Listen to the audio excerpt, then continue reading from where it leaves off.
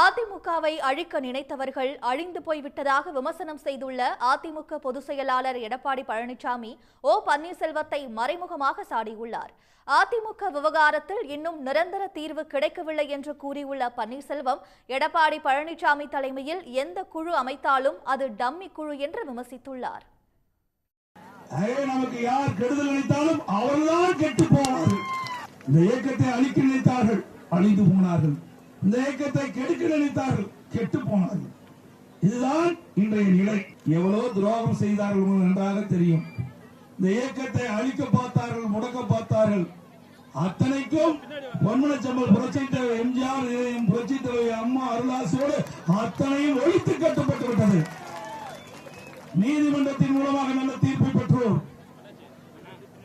அதோடு தேர்தல் ஆணையத்தின் மூலமாக நல்ல தீர்வை கண்டோம்.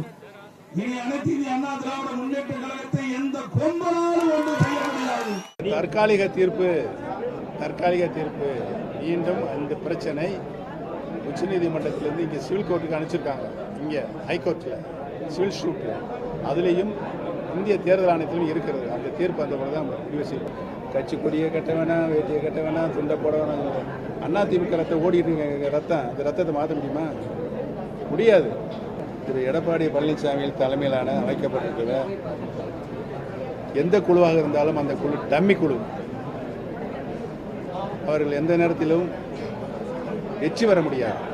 உடனுக்குடன் செய்திகளை தெரிந்து கொள்ள சன் நியூஸ் பெல் ஐகானை கிளிக் பண்ணுங்க.